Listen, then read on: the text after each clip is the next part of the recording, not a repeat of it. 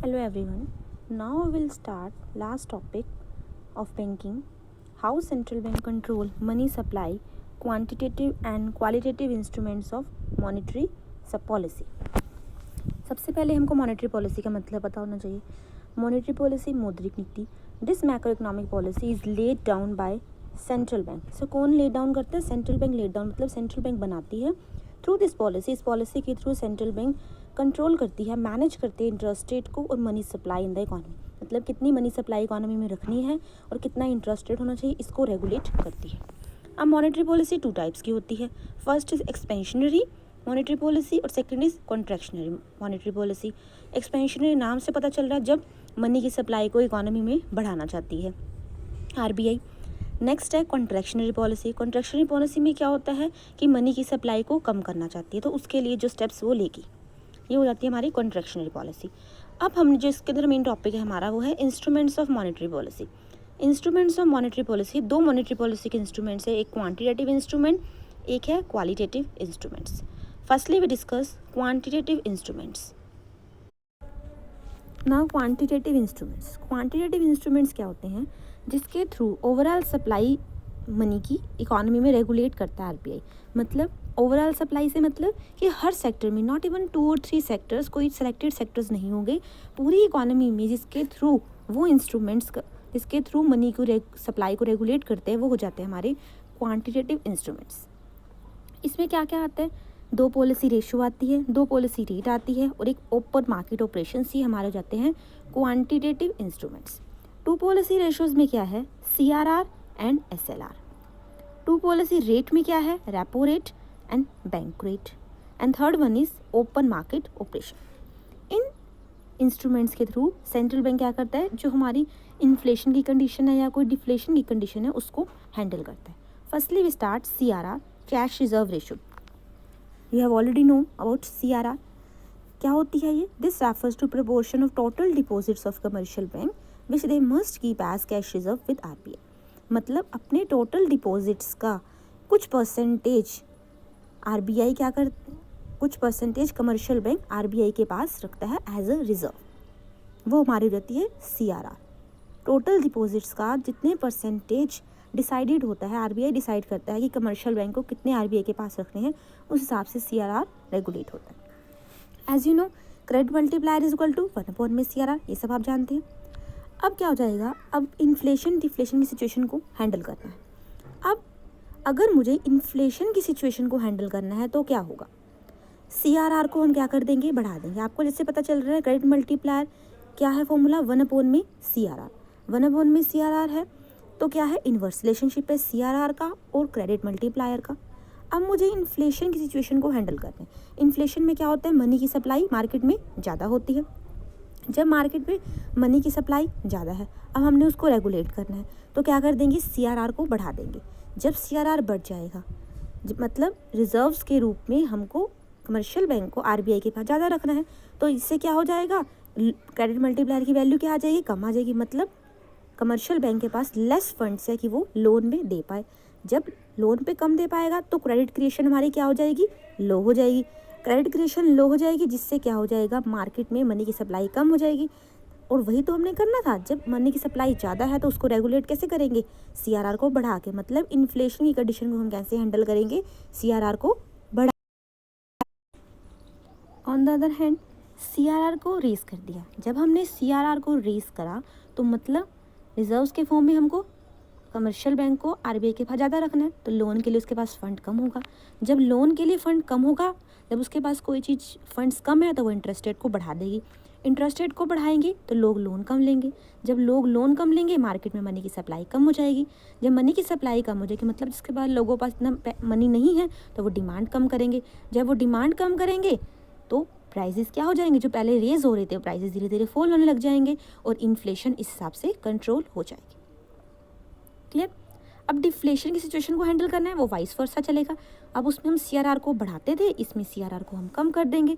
जब CRR को कम करेंगे क्रेडिट मल्टीप्लायर बढ़ जाएगा. क्रेडिट मल्टीप्लायर बढ़ जाएगा तो मतलब ज़्यादा क्रेडिट क्रिएट कर सकते हैं. तो क्रेडिट क्रिएट ज़्यादा कर सकते हैं तो हम सिचुएशन को, डिफ्लेशन की सिचुएशन को भी इस टाइप से हैंडल कर लेंगे.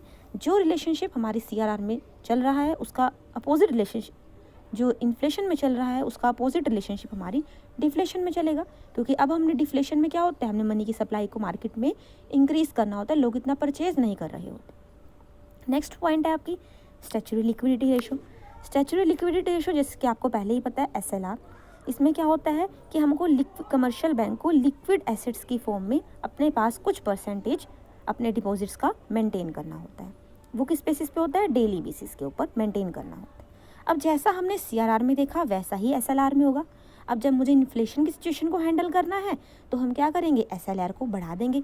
अब SLR को क्यों बढ़ाया है इसके अंदर हमने, क्योंकि हमने क्या करना है, फंड्स को मार्केट में कम करवाना है, तो SLR को इसलिए बढ़ाया तो ताकि क्या हो जाएगा, लिक्विड एसेट में ज़्यादा मेंटेन करेगा कमर्शियल बैंक और फंड्स कम दे पाएगा। जब वो फंड्स कम दे पाएगा तो हम इन्फ्लेशन की सिचुएशन को हैंडल कर लेंगे। अब डिफ्लेशन में हमने क्या करना है, SLR को कम कर देंगे। SLR क्यों कम किया, क्योंकि मार्केट में हम मनी की सप्लाई को बढ़ाना चाहते हैं, लिक्विड फॉर्म में वो कम रखे और लोन ज़्यादा क्रिएट करें, जिससे हम डिफ्लेशन की सिचुएशन को हैंडल कर लेंगे। SLR में और CRR में सेम रिलेशनशिप चलेगा। नाउ नेक्स्ट पॉइंट है, दो पॉलिसी रेशो देख ली हमने, अब है दो policy rate. Two policy rate में क्या है, एक रेपो रेट और एक bank rate. Firstly repo rate. Repo rate क्या है, जिस रेट के ऊपर the rate at which commercial bank can borrow money from RBI, वो रेट जिस रेट के ऊपर कमर्शियल बैंक RBI से मनी बोरो करते हैं। अब रेपो रेट, अब हमने इन्फ्लेशन और सिचुएशन की कंडीशन को हैंडल करना है। फर्स्टली अब अगर मुझे इन्फ्लेशन की सिचुएशन को हैंडल करना है तो हम क्या करेंगे, रेपो रेट को बढ़ा देंगे। रेपो रेट को बढ़ा देंगे तो मतलब कमर्शियल बैंक को RBI से लोन जो लेना है वो ज़्यादा रेट ऑफ इंटरेस्ट पे लेना पड़ेगा। जब वो उसको महंगा लोन मिलेगा तो वो मार्केट में भी रेट ऑफ इंटरेस्ट को बढ़ा देगा। जब कमर्शियल बैंक को RBI से लोन कॉस्टली मिलेगा तो वो भी कॉस्टली आगे देगा, तो मार्केट रेट ऑफ इंटरेस्ट को बढ़ा देगा। जब मार्केट रेट ऑफ इंटरेस्ट बढ़ जाएगा तो जो इन्वेस्टर्स है या जो हाउस होल्ड, मतलब जिसने कंजप्शन के लिए लोन लेना है या जिसने प्रोडक्शन के लिए लोन लेना है, वो सोच समझ के लेगा, कम लोन लेगा।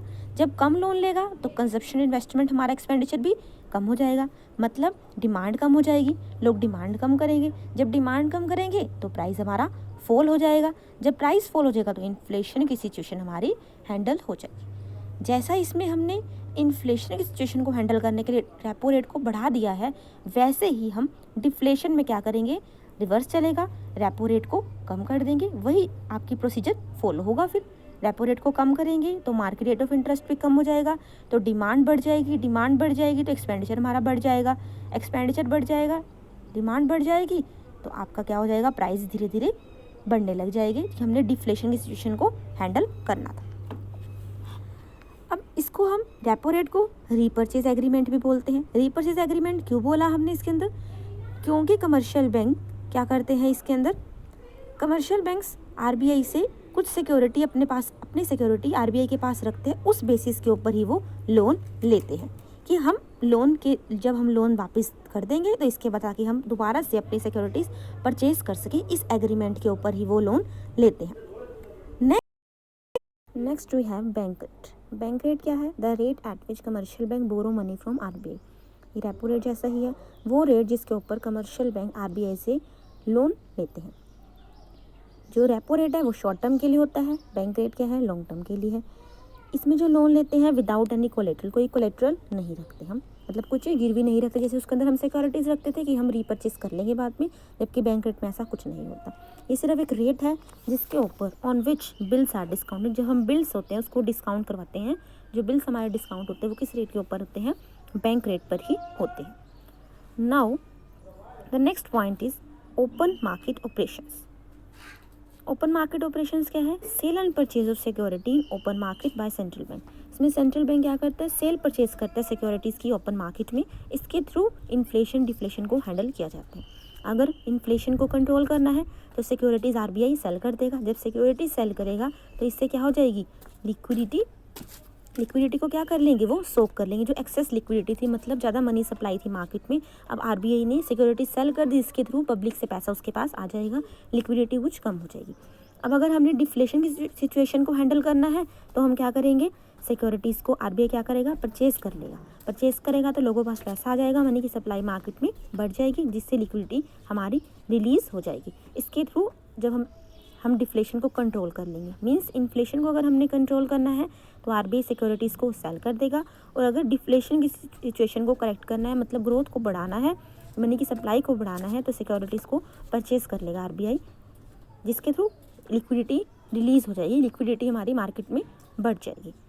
थ्रू दिस मेजर्स ये सारे इंस्ट्रूमेंट्स है जिसके थ्रू, ये क्वांटिटेटिव इंस्ट्रूमेंट है जिसके थ्रू आरबीआई क्या करता है, मनी की सप्लाई को कंट्रोल करता है मार्केट में।